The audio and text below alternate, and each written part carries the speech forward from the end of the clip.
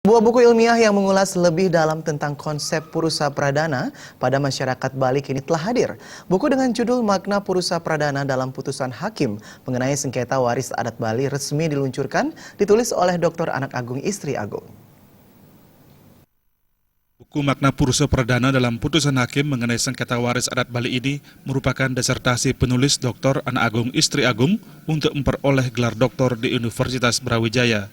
Dalam buku ini penulis meneliti 16 putusan hakim terkait perkara waris dari seluruh pengadilan negeri di Bali.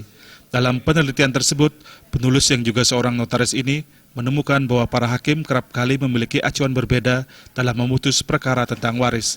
Dalam penelitiannya tersebut terungkap hakim menggunakan dua acuan, yakni hukum waris adat Bali dan ajaran agama Hindu.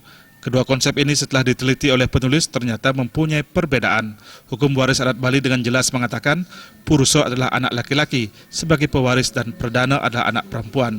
Sedangkan menurut ajaran agama Hindu, sebagai pewaris purusa bisa anak laki-laki maupun perempuan. Begitu juga dengan pradana bisa perempuan maupun laki.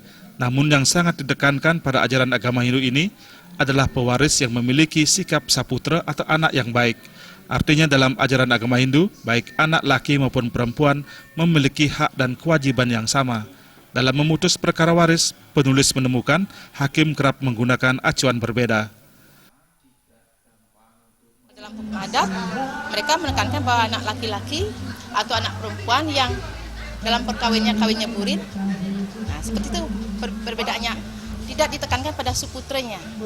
Dan dalam putusan hakim sendiri, tergantung dari keterangan saksi. Jadi hakim terkadang tidak menggali sebagaimana yang diamanatkan oleh pasal 5 Undang-Undang Kehakiman, bahwa sebatas mana pendalaman dia dalam menggali.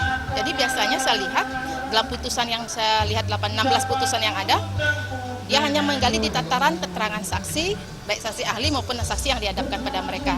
Jadi tidak menggali lebih jauh apa makna terdalam daripada purusa dan pradana, karena kaitannya dengan kewajiban. Kewajiban itu sebatas mana?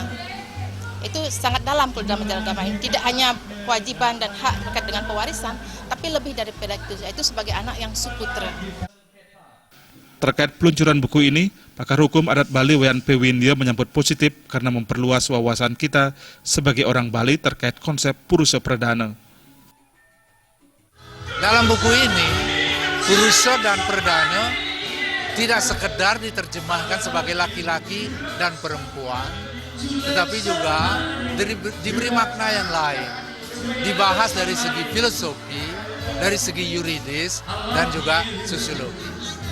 Itu menariknya buku ini.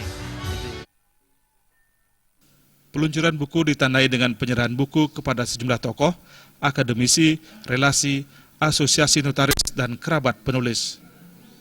Riasa Bali TV.